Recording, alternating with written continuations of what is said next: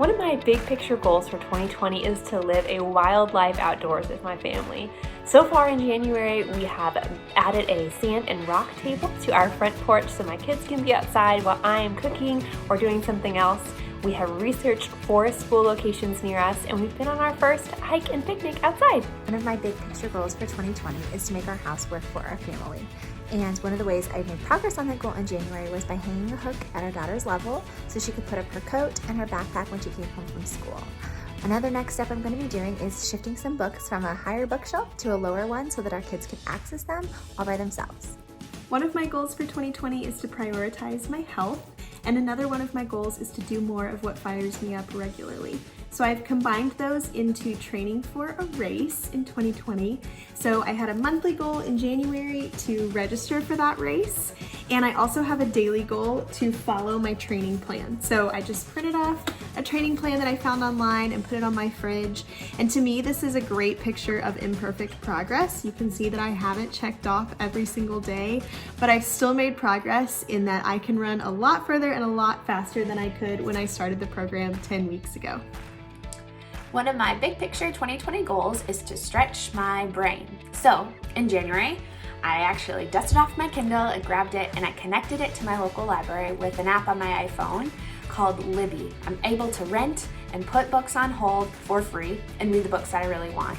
Additionally, I added 10 minutes before my bedtime routine, to read instead of scroll my phone. I don't keep my phone on my bedside table anymore. I keep my Kindle, and I've been able to make so much progress on the books I want to read, and my brain feels so much better. This next month, though, the thing I'm excited about to do is to actually make a list of the books that I really want to read this year and then schedule them out in certain months. One of my 2020 goals is to prepare and plan for meaningful celebrations. So a few ways I've made progress on it already this year is by creating my monthly celebrations checklist. It's just a series of questions that I'm asking myself so that I can prepare well for the celebrations in the month ahead. I also added the most important dates and birthdays and celebrations to our family calendar so we don't miss anything and we know what's coming. I also sent out a quick survey to some of my girlfriends asking how they enjoy being loved most, also what kind of snacks they're loving and candy, so I can send them little fun things throughout the year. And then we have prepared for a fun family Valentine's. We created my son's Valentine's box for school. We also made some little homemade cards for Valentine's that we're gonna send out to family. And we're also gonna make some cupcakes later this week.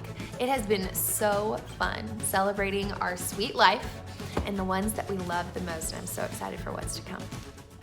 A goal that I'm very, very excited about in 2020 is planning a wedding joyfully. It's actually a goal that I newly added this month because I got engaged at the beginning of January. Shout out to the Cultivate team for helping make that happen.